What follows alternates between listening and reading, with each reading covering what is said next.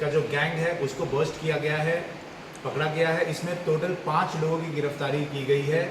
इसके जो मास्टरमाइंड है, 2 बदमाश जो कि बिहार के रहने वाले हैं, सूर्य चौधरी और संजू चौधरी। ये लोग भागलपुर और मुंगेर के रहने वाले हैं बिहार में। और अन्य 3 जो पकड़े गए हैं वो सीएससी संचालक हैं जनपद कुशीनगर के ही।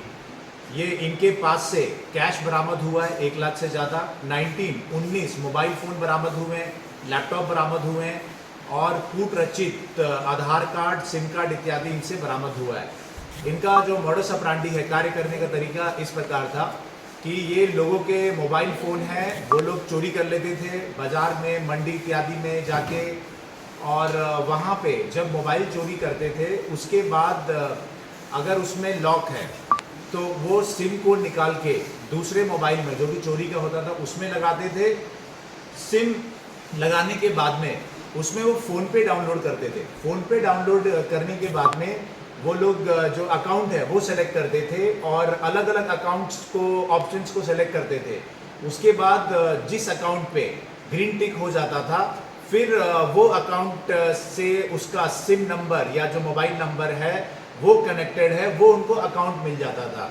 उसके बाद ओटीपी के लिए ये आधार कार्ड की इनको आवश्यकता पड़ती थी। इसके लिए ये जो ऐप है उसको डाउनलोड करते थे और उस ऐप के माध्यम से जो इस नंबर से लिंक होता था वो आधार कार्ड की डिटेल मिल जाती थी और फिर उसका इस्तेमाल करके ओटीपी प्राप्त करते थे। इस तरीके से जो आपका अकाउंट है उसके अंदर एंट्री मिल गई इनको। मतलब फ़ोन पे डाउनलोड किया, फ़ोन पे में अलग अलग अकाउंट्स पे क्लिक कर किए और जो अकाउंट क्लिक हो गया सही है उस पर ग्रीन टिक आ गया।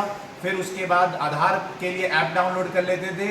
इस तरीके से पूरा फाइनेंशियल जो डोमेन है किसी भी व्यक्ति का उसमें वो घुस जाते थे।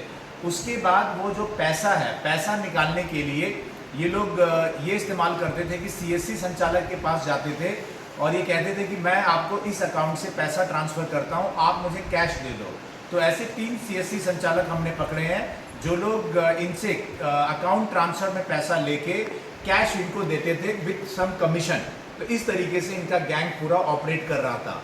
साथ ही साथ इसमें अलग भी जो सिनेरियो है, जैसे कि वो अकाउंट का अगर इनको होल्ड मिल गया तो ये डायरेक्टली अमेज़ॉन, फ्लिपकार्ट से सामान भी खरीद लेते थे या फिर जो है कभी कभार अपने अकाउंट में भी पैसा ट्रांसफ़र कर लेते थे। लेकिन वो लिमिटेड होता था। अगर वो सीएससी से पैसा ट्रांसफ़र कराएंगे तो उनको कई सीएससी को लालच देके पैसा इनको कैश में मिल जाता था। इसी तरीके से जिस मोबाइल में लॉक नहीं है वो उस मोबाइल में तो सीधा ही फ़ोन पे और ये ऐप डाउनलोड करके सीधा ये गतिविधि कर लेते थे। इस तरीके से पूरा ये गैंग बहुत ही टेक्निकल तरीके से ऑपरेट कर रहा था। और एक ये फ्लॉ भी है फ़ोन पे का जो मॉडल है उसमें कि अगर आप फ़ोन पे डाउनलोड करोगे और आपका उसमें मोबाइल नंबर है, जो सिम लगा हुआ है, तो अलग अलग अकाउंट पे क्लिक करोगे, देखा होगा आपने अकाउंट का ऑप्शन देता है SBI, Punjab national bank, ICCI.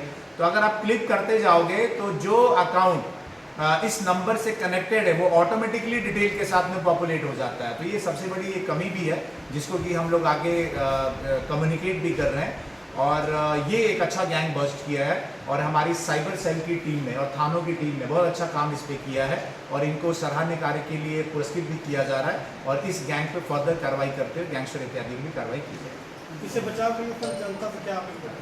देखिए, इसमें पहले तो अपने जो मोबाइल अगर गुम होते हैं तो तुरंत अपना जो नंबर है उसको ब्लॉक कराइए, ये सबसे इम्पॉर्टेंट है। अगर वो ब्लॉक नहीं होगा और वो सिम एक्टिव रहेगा तो उसका उपयोग करके वो फ़ोन पे इत्यादि डाउनलोड करके वो आपका जो है पैसा जो अकाउंट है उसमें वो एंट्री मिल जाएगी। दूसरा ये है कि हम आगे भी कम्युनिकेट कर रहे हैं। जैसे मैंने बताया कि फ़ोन पे का ये फ्लॉ है कि अगर आपने दूसरे का सिम चुरा लिया और अलग मोबाइल में लगा लिया और फ़ोन पे डाउनलोड कर लिया आपने, तो फ़ोन पे ऑटोमेटिकली अगर वो सिम लगा हुआ है तो ऑटोमेटिकली अगर आप रैंडम अकाउंट सेलेक्ट करते जाएंगे तो जिस अकाउंट में जिस बैंक में आपका अकाउंट है वो उसको ऑटो पॉपुलेट कर देगा without any check and balance. तो ये फ्लॉ है जो कि आगे भी जो कंपनी है उनको भी काम करने की आवश्यकता है। फिलहाल जो यूज़र है, कस्टमर है, वो इस बात को ध्यान रखें कि जैसे ही आपका कोई मोबाइल चोरी होता है तो सिम इत्यादि तुरंत ब्लॉक कराइए और अकाउंट पे तुरंत होल्ड लगाइए।